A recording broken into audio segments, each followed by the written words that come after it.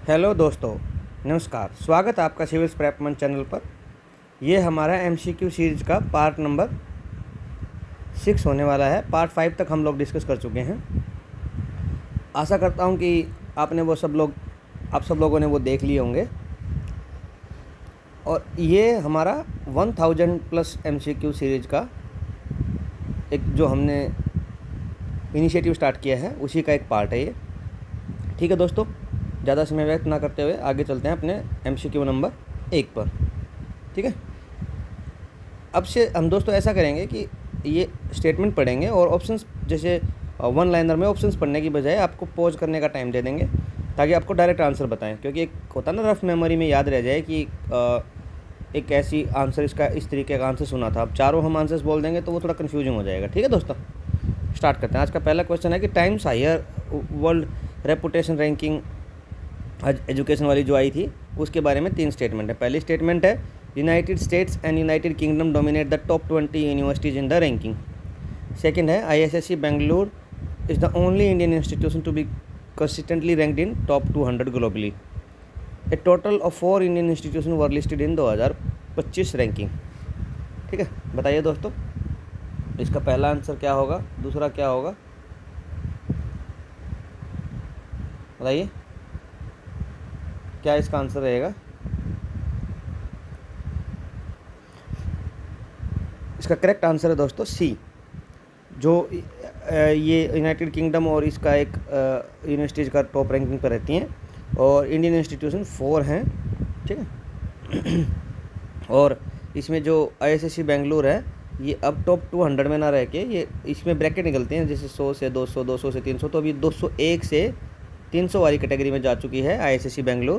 तो ये स्टेटमेंट गलत है। ठीक है दोस्तों, ये डिक्लाइन हो गई है इसकी। पहले ये 101 से 125 की ब्रैकेट में थी, अभी 201 से 300 की ब्रैकेट में हो गई है। ठीक है दोस्तों, और अपनी ये 4 इंस्टीट्यूशन हैं ही। और नया एंट्रेंट इसमें भुवनेश्वर से है, आईआईटी भुवनेश्वर ऐसा करके। इसमें 4th इसमें एंट्रेंट अपना ये है। ठीक है, नेक्स्ट स्टेटमेंट है दोस्तों, नेक्स्ट एमसीक्यू है कि Indian rank in global internet shutdown report में कौन सी स्टेटमेंट करेक्ट है, बताइए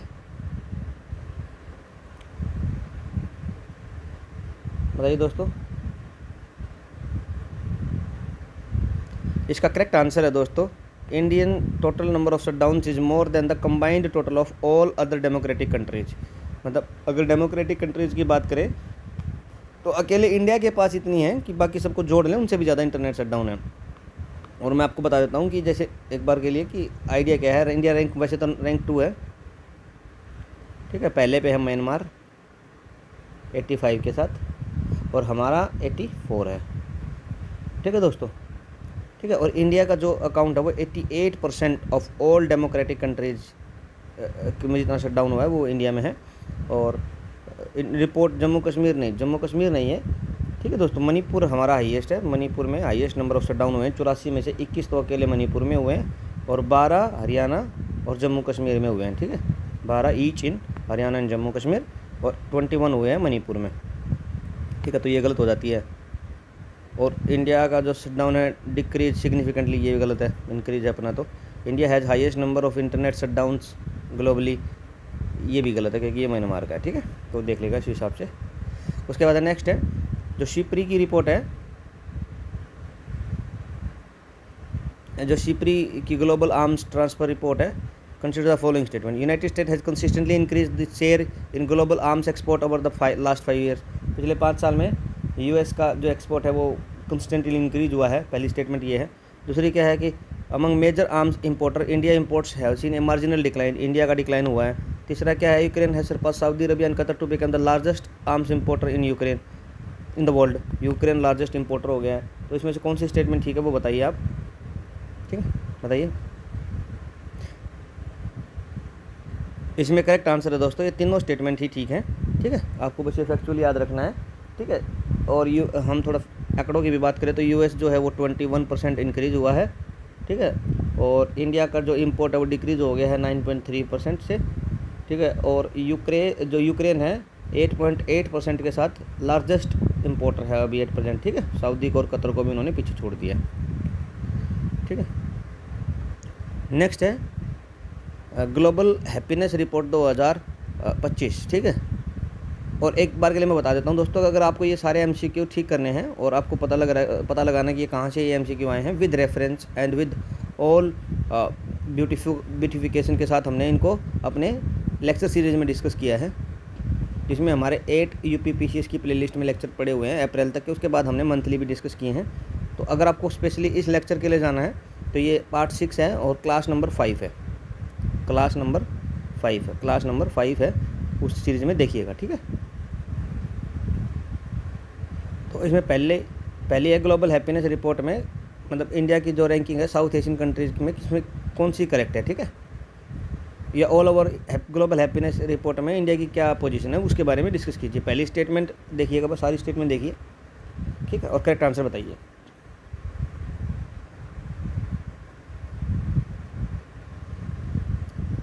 इसका करेक्ट आंसर है दोस्तों बी, कि Nepal and Pakistan both ranked above India, मतलब दोनों की अच्छी रैंक है इंडिया से, ठीक है। तो ये सोचने वाली बात है, हैप्पीनेस में पाकिस्तान भी हमसे आगे दे रखा है रिपोर्ट में दोस्तों, ठीक है। पता नहीं क्या ये रिपोर्ट निकालते हैं लोग। इंडिया का रैंक 118, नेपाल का है 92 और पाकिस्तान का है हम दोनों के बीच में 109, ठीक है। और इंडिया रैंक 879, ये गलत हो जाएगा। India has the highest rank among south, ये भी गलत हो जाएगा क्योंकि ये तो लोवेस्ट की तरफ है अपन, तो ये दो ही अपने से ज़्यादा है। और India rank above Nepal but behind Pakistan, तो ये भी गलत है, ठीक है। हमने देख लिया, दोनों से हम पीछे हैं, ठीक है। अगला है 7th एयर क्वालिटी रिपोर्ट 2024 है। इसमें से मोस्ट पॉल्यूटेड कंट्री कौन सी है, ठीक है, बताइए मोस्ट पॉल्यूटेड कंट्री कौन सी है, ठीक है। IQ एयर निकालता है, ठीक है, बताइए इसका करेक्ट आंसर है दोस्तों, बताइए जल्दी बताइए, थोड़ा पॉज दीजिए। अगर देखो, अगर आपको ये क्वेश्चंस का फ़ायदा उठाना है तो थोड़ा पॉज दीजिए, 2-3 सेकंड 4 सेकंड का, मतलब आप उसमें आप वीडियो को रोक लीजिएगा, मैं कंटिन्यू चल रहा हूँ, ठीक है। वीडियो को पॉज कर लीजिएगा और फिर आंसर देकर फिर आगे बढ़िएगा, ठीक है। तो इसका करेक्ट आंसर है दोस्तों बांग्लादेश, ये इसका फर्स्ट रैंक है। इंडिया पहले 3rd हुआ करता था, अब लेकिन इस बार के में इंडिया 5th है, तो इंडिया ने थोड़ा इंप्रूव किया है, ठीक है। लेकिन अभी भी इतना इंप्रूवमेंट नहीं है, अभी भी इंडिया पोजीशन तो इंडिया की ख़राब ही है, ठीक है। अगला है state report on the state finance 2024-25, reserve bank of India निकालता है। तो ये पहले तो यही क्वेश्चन हो जाता है, ठीक है, कि रिपोर्ट ऑन स्टेट फाइनेंसिस कौन निकालता है, रिजर्व बैंक ऑफ इंडिया निकालता है, ठीक है। ये क्या कहता है कि major contributor to the increase in state debt में मेजर कंट्रीब्यूटर कौन है इनमें से, इन 4 में से, वैसे तो इनसे बाहर भी हो सकता है, पर इन 4 में से मेजर कंट्रीब्यूटर कौन है, बताइए। इसका करेक्ट आंसर है दोस्तों उत्तर प्रदेश, ठीक है। उत्तर प्रदेश लेकिन टॉप नहीं है, लेकिन उत्तर प्रदेश कंट्रीब्यूटर है, मेजर कंट्रीब्यूटर। तो मेजर कंट्रीब्यूटर में कौन कौन से आते हैं आप एक्सप्लेनेशन में देखिएगा कि तमिलनाडु है, उत्तर प्रदेश है और महाराष्ट्र है, ये 3 हैं जो टॉप कंट्रीब्यूटर में आते हैं, ठीक है। और तमिलनाडु, और इसमें देखिएगा major contribution total outstanding debt of the UTs, Uttar Pradesh has the second highest debt after Tamil Nadu, ठीक है, second highest debt after Tamil Nadu, देखिए ना। उसके बाद नेक्स्ट है वर्ल्ड्स वाटर डेवलपमेंट रिपोर्ट 2025। इससे अब की बार क्वेश्चन आने की पूरी उम्मीद है दोस्तों, क्योंकि इस पर काफ़ी स्ट्रेस किया गया है और काफ़ी इसके बारे में ख़राब कंडीशन बताई गई है, ठीक है। पहला है कि the report expresses deep concerns about the rapid melting of glaciers and rising sea level, ठीक है। ये थोड़ा नॉर्मल स्टेटमेंट लग रहा है, तो ये हो सकता है, ठीक है, ठीक है। नेक्स्ट है कि release by United Nation Environment Programme निकालता है, ये पब्लिश करता है, ठीक है। तीसरा है the report state that 2 billion people may face severe problems with fresh water and food, बताइए इसका करेक्ट आंसर क्या होगा। इसका करेक्ट आंसर है दोस्तों बी 1 और 3। सेकेंड स्टेटमेंट गलत है क्योंकि ये यूनेस्को पब्लिश करता है, ठीक है, यूनेस्को, नॉट यूएनईपी, ठीक है। अगला है एज पर the SIPRI global arms transfer report which of the following country has the world's largest arm exporter. Largest arm exporter में कौन है, पहला तो सबको पता ही रहता है कौन है, पहला USA। सेकंड आपको बताना है, ठीक है, कौन एक्सपोर्टर है, ठीक है। इसका सेकंड आंसर है दोस्तों फ्रांस, ठीक है, सेकंड लार्जेस्ट एक्सपोर्टर है फ्रांस, ठीक है, जिसका शेयर है 169.6%, ठीक है, याद रखिएगा। पहले रशिया हुआ करता था, रशिया का सिग्निफिकेंटली डिक्रीज हो गया, ठीक है। अगला है वर्ल्ड वाटर डे 2025 का थीम क्या है, बहुत सिंपल क्वेश्चन है, बताइए। इसका करेक्ट आंसर है दोस्तों ग्लेशियल कंजर्वेशन, ठीक है। इसका करेक्ट आंसर है ग्लेशियल कंजर्वेशन, याद कीजिएगा, है ना। ग्लेशियर पिछले में तो रिपोर्ट में तो बात कर रहे थे कि ग्लेशियर पिघलने पे डर लगता है, और यहाँ उसी हिसाब से इसका थीम रख दिया, तो देख रहे हो, सही है ना। तो इनको कंजर्व करना है, तो रिलेट करके याद कीजिए, ठीक है। नेक्स्ट है जो मेजोरना 1 क्वांटम चिप, ठीक है, ठीक है। ये यूपीएससी में पूछा गया है अब की बार, अच्छा इंपॉर्टेंट क्वेश्चन है ये, ठीक है। Consider the following statement, it's a world first quantum chip, पहली स्टेटमेंट। It developed by Google, doubt कीजिए सब पे। Chip is topological core architecture is based on the Majorana fermions, ये करेक्ट बताइए इसमें से कौन सा होगा। इसका करेक्ट आंसर होगा दोस्तों बी 1 और 3 ओनली। ये इधर डेवलप्ड वाला गलत लिखा हुआ है, गूगल नहीं है। इसका करेक्ट आंसर है माइक्रोसॉफ्ट, ठीक है। माइक्रोसॉफ्ट ने इसको किया है, गूगल नहीं है। अगला है GSLV F-15 लॉन्च, जो न्यूज़ में था, carried which of the following satellite, कौन से सैटेलाइट को लेके ये गया है, ठीक है, ठीक है, बताइए। इसका करेक्ट आंसर है NVS-2, क्या है, NVS-2, ठीक है, ठीक है। इसका ये नेविगेशन एंड पोजिशनिंग सैटेलाइट है। GSLV F-15 लॉन्च हुआ है फॉर दिस, ठीक है, याद रखना दोस्तों इसको, ठीक है। ये जो GSLV मिशन के बारे में देखिए, अभी इसके बारे में 3 स्टेटमेंट है। ये क्या गया है, मिशन 100th है इसरो का, ठीक है, और इसने पूरी कंप्लीट सक्सेस हासिल कर ली है। दूसरा मतलब इंटेंडेड ऑर्बिट जो था उसमें जा चुका है, और ये डेवलप किया है UR सैटेलाइट सेंटर इन बेंगलोर। तीसरा बताइए इसका कौन सा स्टेटमेंट सही है, कौन सा गलत है, आंसर क्या होगा।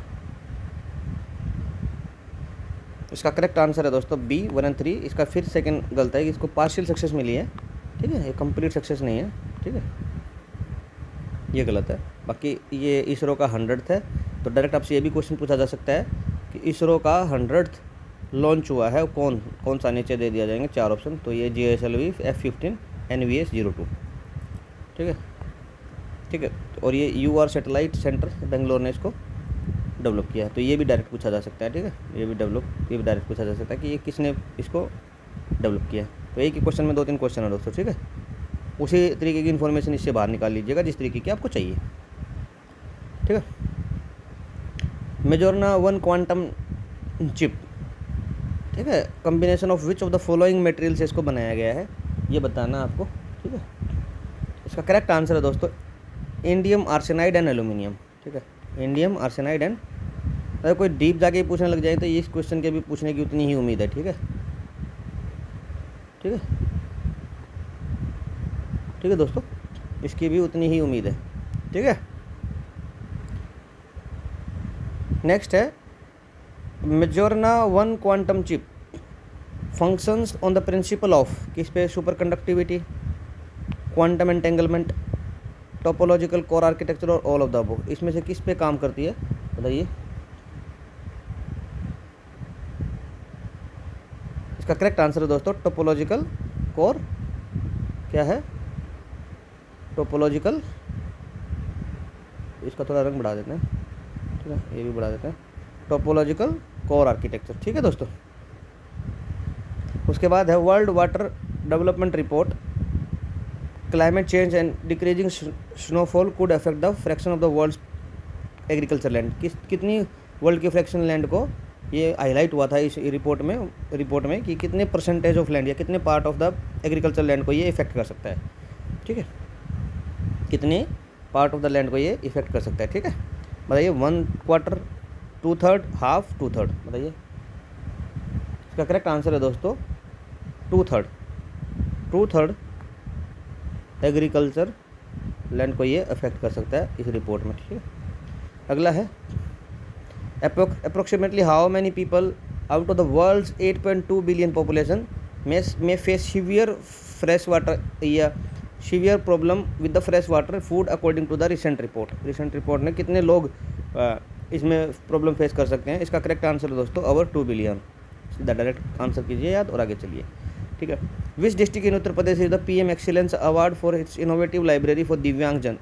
मतलब इस पूरे डिस्ट्रिक्ट में, मतलब इसमें इन्होंने इनिशिएटिव लिया है दिव्यांगजन के लिए लाइब्रेरी बनाने का, दिव्यांगजन के लिए लाइब्रेरी बनाने का। तो कौन सा डिस्ट्रिक्ट है जिसको PM एक्सीलेंस अवार्ड मिला है? ठीक है, बताइए।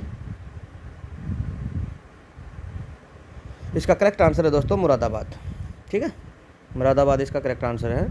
ठीक है, उसके बाद है musical instruments from Uttar Pradesh receive geographical indication, किस किस को अभी रिसेंट में मिला है? बनारसी तबला, बनारसी शहनाई और लखनऊ सितार। बताइए। इसका करेक्ट आंसर है दोस्तों 1 और 2। ये तो आपने रेयरली सुना होगा, हाँ इसका न्यूज़ में हमने सुना था, पढ़ा भी था कि बनारसी तबला और बनारसी शहनाई को मिला। देखो इधर लिखा है बनारसी शहनाई और बनारसी तबला। ठीक है, नेक्स्ट चलते हैं। GI टैग उत्तर प्रदेश से रिलेटेड कुछ फैक्ट है, उसके बारे में बताइए। Banarasi shehnai is a wind instrument made globally famous by Ustad Bismillah खां।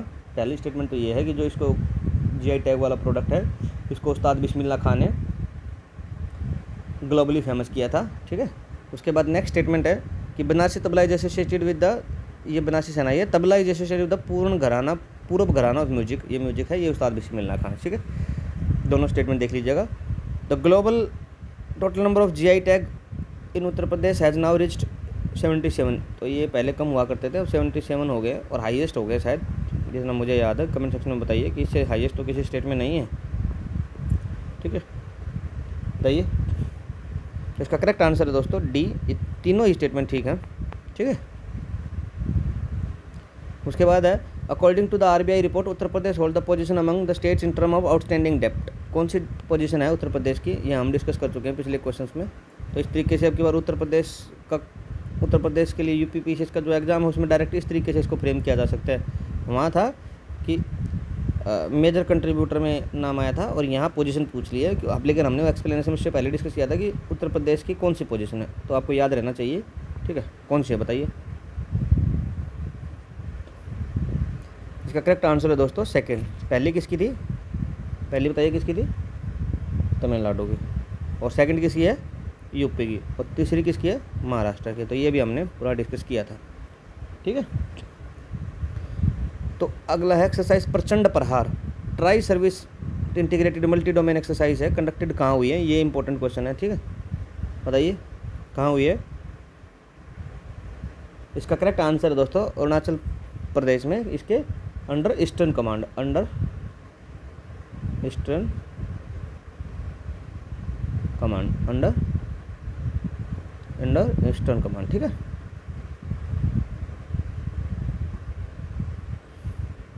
उसके बाद है प्रचंड प्रहार के बारे में ही है कि क्या प्राइमरी ऑब्जेक्टिव था? Joint preparedness and surveillance capabilities को बढ़ाना है, प्रैक्टिस प्रिसीशन स्ट्राइक कैपेबिलिटीज़ बढ़ानी है, improve the combat skills for special forces, ये तीसरा है। बताइए कौन सा है? बहुत ईजी क्वेश्चन है। ऐसे क्वेश्चंस में हमेशा गेम खेलना चाहिए कि अगर आ भी जाए UPPCS में भी तो इसको ऑल 3 के साथ मार के आ जाइए, क्योंकि अगर कोई स्टेटमेंट नेगेटिव नहीं लग रही है तो उसको ऑल 3 के साथ खेलिए। हालांकि इस तरीके के क्वेश्चंस UPPCS में कम आते हैं, EPFO में आ सकते हैं, UPSC EPFO में, लेकिन अब की बात क्या पता भाई कि UPSC वाले UPPCS वाले भी ऐसा कुछ तरीके का स्टार्ट कर दें, तो उस तरीके से आप रेडी रहिएगा। ठीक है, S-400 मिसाइल सिस्टम रिसेंटली जो न्यूज़ में था वो क्या है? डिज़ाइन फॉर क्या है? Primarily design for. बताइए। पहला है, इसका डायरेक्ट आंसर ही देखेंगे, मैं पॉज कर देता हूँ 2-3 सेकंड के लिए, आप बताइए, सोचिए।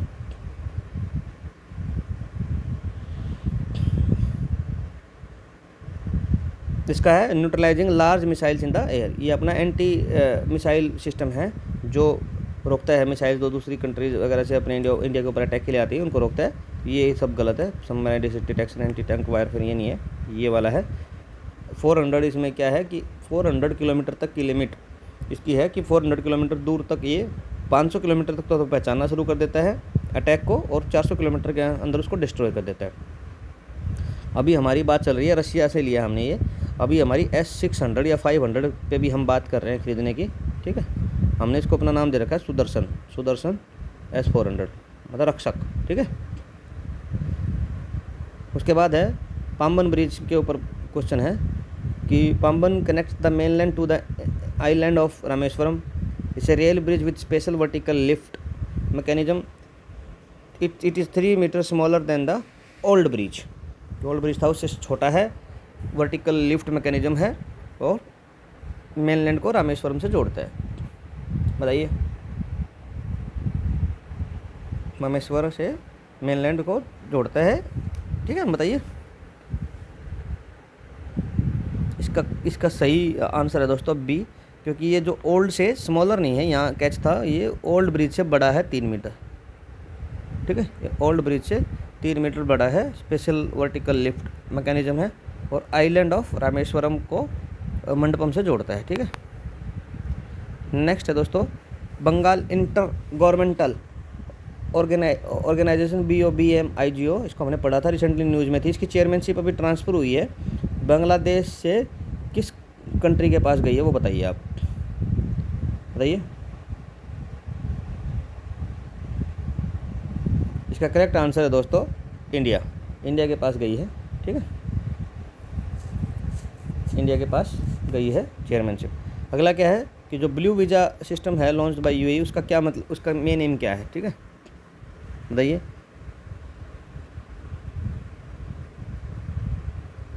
इसका करेक्ट आंसर है दोस्तों 10 ईयर्स रेजिडेंसी वीज़ा है फॉर कंट्रीब्यूशन टू सस्टेनेबिलिटी। बाकी तो सब चीज़ें अच्छी नहीं लग रही, जैसे क्या न्यू डिजिटल पेमेंट सिस्टम है, ऐसा कुछ नहीं है, कंजर्वेशन ऑफ वाटर है, नहीं है, प्रमोटिंग कल्चरल एक्सचेंज, ये भी नहीं है। तो correct most suitable correct answer है ये। ठीक है, ठीक है, हालांकि इसको थोड़ा और रिफाइंड स्टेटमेंट किया जा सकता था, बट ठीक है, एक्सप्लेनेशन में पढ़ लीजिए एक्चुअल में क्या है। क्या ये ब्लू वीज़ा सिस्टम है 10 years residency for sustainable contributor and was announce at the world government summit में इसको बोला था कि जो लोग UAE के जो टारगेट है नेट ज़ीरो 2070 वाला, उसको उसमें हेल्प करेंगे और एनवायरमेंटल सस्टेनेबिलिटी वाली जो प्रोसेसेस हैं या जितने भी इनोवेशन हैं वो लेके आएंगे उनको साइंटिस्ट के लिए ये ब्लू वीज़ा सिस्टम है जो UAE का है। ऐसे ही इनके ग्रीन वीज़ा, गोल्डन वीज़ा भी हैं, वो भी आप कमेंट सेक्शन में बताइए। और अगर उनको पूरी जानकारी लेनी है तो ये लेक्चर देखिए, क्लास नंबर 5, हमने उसमें पूरा डिस्कस किया है इसको। ठीक है,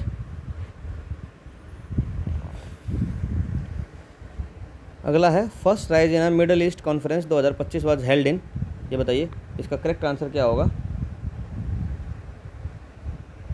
बताइए। इसका करेक्ट आंसर है दोस्तों अबू धाबी।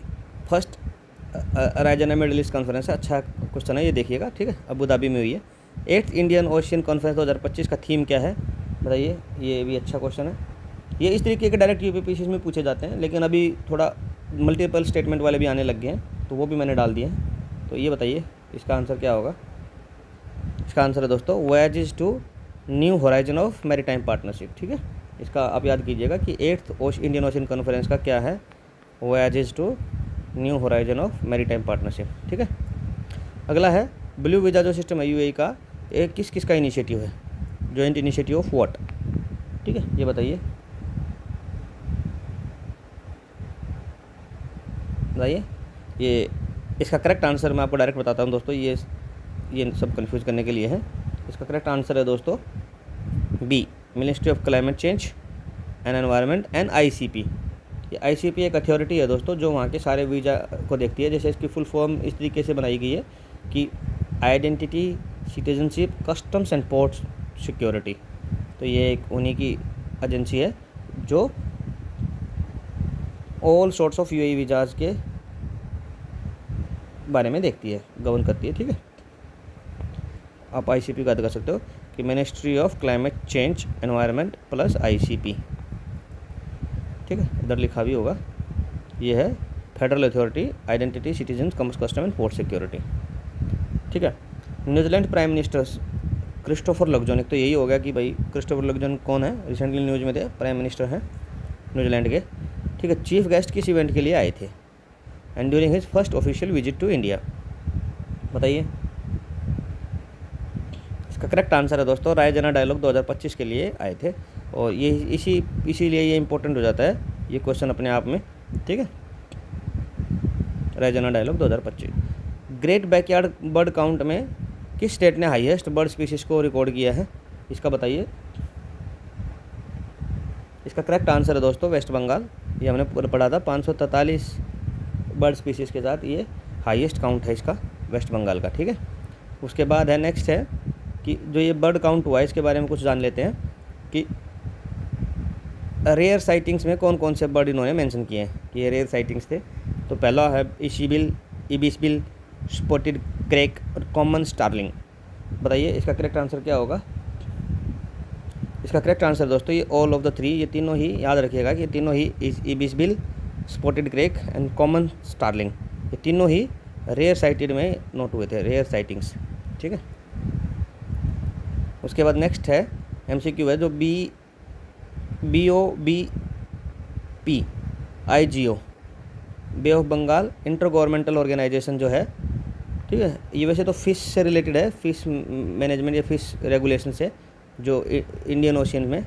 ठीक है, तो इसका जो हेडक्वार्टर है वो कहाँ पे है, ठीक है, वो बताना आपको पहले तो। और अब की बात जो चेयरमैन, वो तो चलो हमने डिस्कस कर लिया, चेयरमैनशिप ट्रांसफ़र हुई थी बांग्लादेश से इंडिया को, 30th जनरल मीटिंग हुई थी इनकी मालदीव में, ये भी हमने पहले डिस्कस कर लिया है पिछले से पिछले क्वेश्चन में। ठीक है, अब ये इसका हेडक्वार्टर आपको बताना कहाँ है। इसका हेडक्वार्टर दोस्तों चेन्नई तमिलनाडु, कहाँ पे, चेन्नई तमिलनाडु में। ठीक है, उसके बाद है रशिया का जो शेयर है in India total arm import में कितना है, वो बताना आपको। बताइए इसका करेक्ट आंसर है दोस्तों 35%। हम अकेले रशिया से ही 35% आर्म्स इंपोर्ट करते हैं। ठीक है, अगला है global internet shutdown report publish किसने की थी, ये बताइए।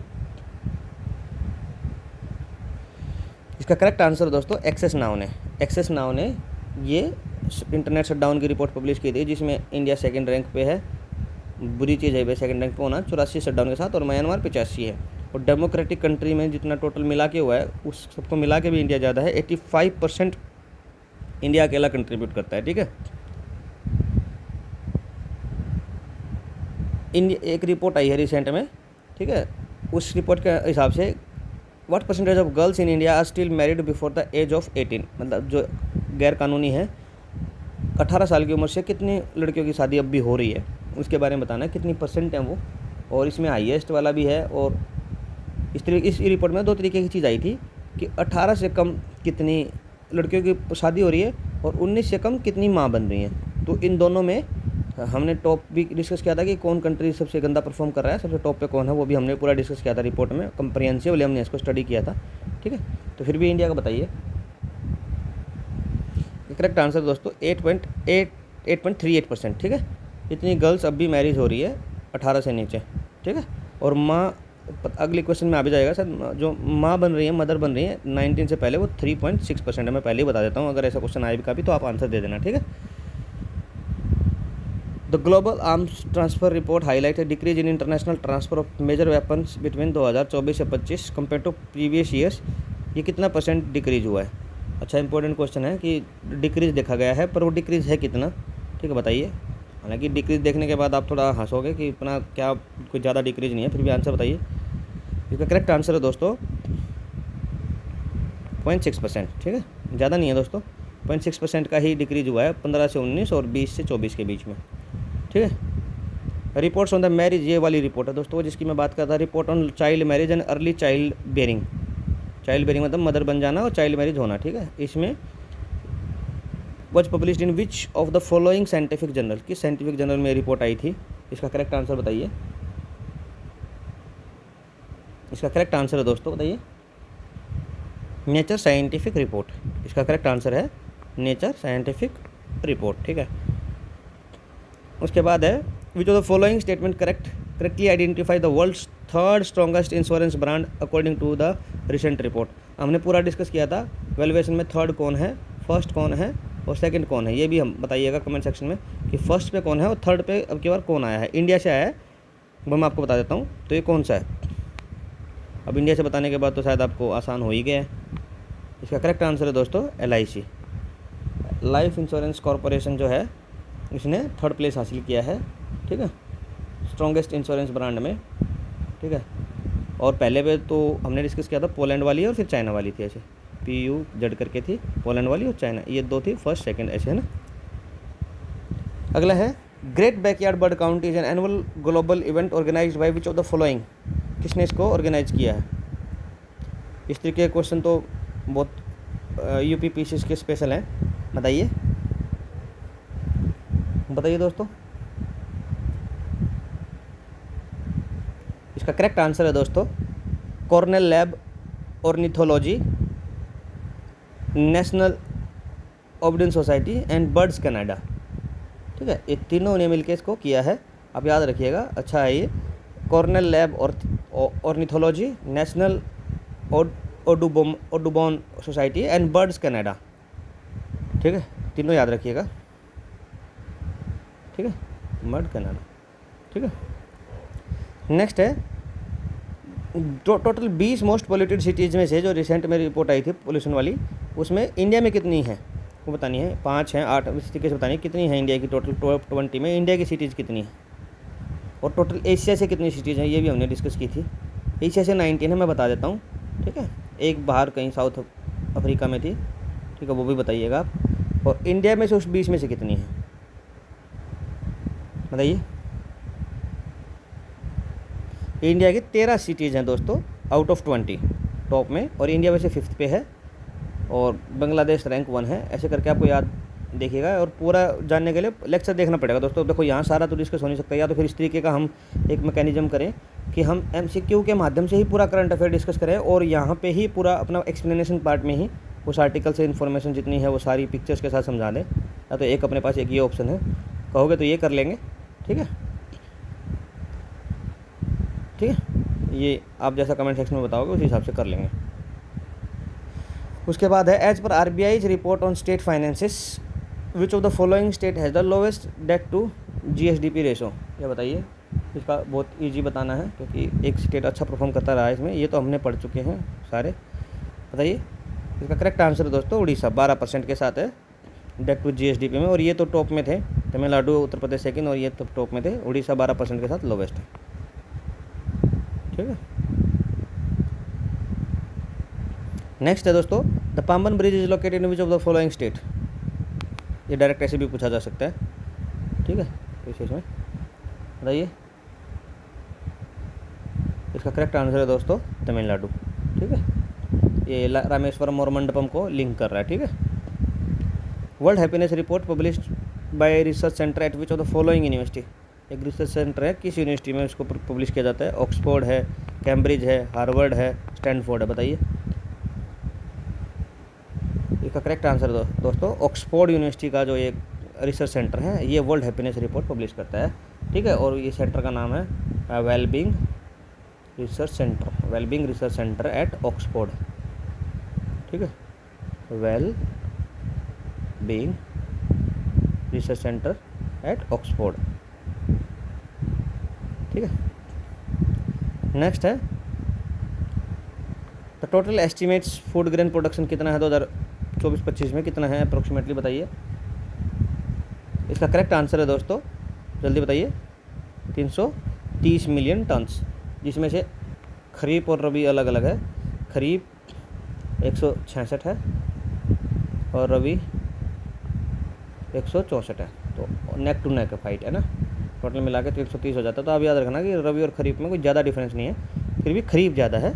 और खरीफ और रबी को मैं तो इस तरीके से याद रख सकता हूँ, जैसे खरीफ में कम शब्द हैं, रबी में ज़्यादा है, तो इसको कम वाले को ज़्यादा दे दिया। जैसे वीट हो गया रबी, और खरीफ हो गया अपना राइस, तो फिर उसी हिसाब से देख लो खरीफ राइस कब उगाते हैं, वीट कब उगाते हैं। वीट बोया जाता है अक्टूबर के आसपास, काटा जाता है मार्च अप्रैल के आसपास, तो ये पूरा फिर इसको आप रबी से रिलेट कर दो। वैसे ही राइस उल्टा है कि बोया जाएगा जून जुलाई में, काटा जाएगा अक्टूबर में, तो ये खरीफ से हो गया। तो इस तरीके से आप कुछ बना के निमोनिक्स या फिर कुछ माइंड मैप सा बना के याद कर सकते हो।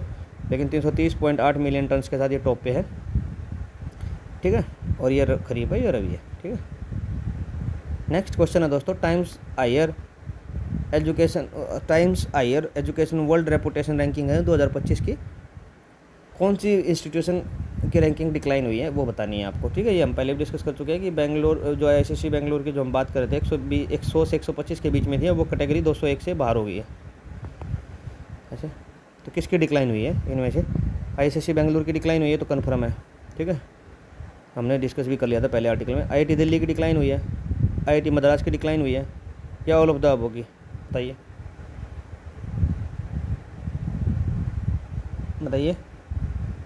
इसका करेक्ट आंसर है दोस्तों ऑल ऑफ द अबव, के तीनों की डिक्रीज हुई है। और ये थर्ड, तीन तो ये हैं और एक फोर्थ भुवनेश्वर वाली ने एंट्री मारी थी। तो 4 इंस्टीट्यूट है, हमने अपने पहले MCQ में डिस्कस भी किया था। ठीक, पूरा कंप्रीहेंसिव।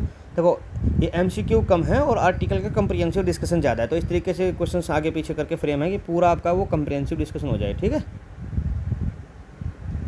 नेक्स्ट है दोस्तों, ये तो हो गया। इससे अगला है कि according to the recent report which of the following country had the highest number of internet shutdown globally. ये हम डिस्कस कर चुके हैं दोस्तों, ये तो वन इजी क्वेश्चन हो गया अब आपके लिए। इसका करेक्ट आंसर है दोस्तों म्यांमार, जो 85 के साथ पहले पे और 84 के साथ इंडिया। ही तो अब मान लो ये क्वेश्चन आ जाए और आपका गलत हो जाए, तो ये तो दोस्तों मतलब हंसने वाली बात नहीं होगी कि 4-5 बार तो MCQ में डिस्कस हो चुका है कि म्यांमार टॉप पे है, इंडिया सेकंड पे है, और सारी डेमोक्रेसीज कंट्रीज़ को मिला के इतने इंटरनेट शटडाउन नहीं जितने अकेले इंडिया में है। 85% ऑफ ऑल डेमोक्रेटिक कंट्रीज अकेला इंडिया कंट्रीब्यूट करता है। ठीक है दोस्तों, नेक्स्ट है highest rate of child marriage किस कंट्री में है ग्लोबली। हमने अपना तो देखा था कि 8.38% के साथ हम हैं, कहीं तो हमारा स्टैंडिंग है, बट हाईएस्ट किस में है वो बताना आपको। और एक था 18 साल से कम की शादी और 19 साल से पहले चाइल्ड बेयरिंग, ये दोनों में एक ही कंट्री टॉप पे है। बताइए करेक्ट दोस्तों। इसका करेक्ट आंसर है दोस्तों बांग्लादेश। ठीक है, तो कम भी नहीं है दोस्तों, बहुत ज़्यादा है इसमें, शायद 53% के आसपास है। ठीक है, 53-55% के आसपास है। और जो चाइल्ड बेयरिंग है बिफोर द एज ऑफ 19 वो 35% के आसपास है, तो ये ज़्यादा ख़राब हालत में है। ठीक है, उसके बाद नेक्स्ट है दोस्तों वर्ल्ड्स वाटर डेवलपमेंट, जो रिपोर्ट आई थी हम पढ़ भी चुके हैं। 2 मिलियन लोग, 2/3 एग्रीकल्चर लैंड में ख़राब हो जाएगी, 2 बिलियन लोग दिक्कत में आ जाएंगे 8 बिलियन में से, ये सब पढ़ चुके हैं।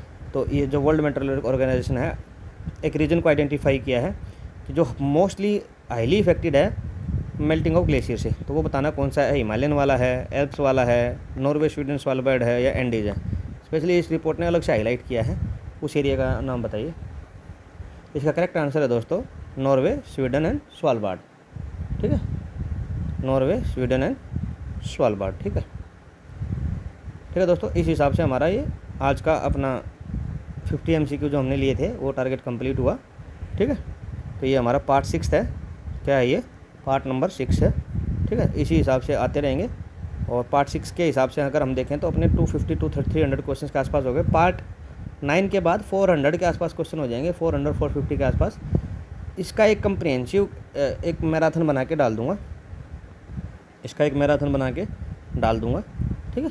तो उसी हिसाब से आप देख लीजिएगा कि किसी को एक बार में ही सारे रिवाइज करने हैं और अलग अलग वीडियो ढूंढने की जरूरत ना पड़े, तो ये 9 पार्ट को हम एक में एक क्लब कर देंगे। ठीक है दोस्तों, आपसे बस एक ही है, ज़्यादा से ज़्यादा दोस्तों मैं तो हर बार वही बोलूँगा कि शेयर कीजिए, सब्सक्राइब कीजिए, जो ऐसे देख रहे हो सब्सक्राइब कीजिए, इससे बहुत प्यार मिलता है दोस्तों। लाइक कीजिए अगर कोई अच्छा पसंद आता है, और कमेंट सेक्शन में कोई आपके कोई आंसर देना है किसी क्वेश्चन का, या कोई आंसर गलत दिया गया है, बताया गया है, तो उसको भी आप एक बार कमेंट सेक्शन में बताइएगा। ठीक है, और बाकी तो आप जितना इसको ज़्यादा से ज़्यादा सब्सक्राइब करोगे मेरे लिए वही मोटिवेशन है दोस्तों। ठीक है, आज के लिए इतना ही, मिलते हैं अपनी अगली क्लास में दोस्तों। धन्यवाद।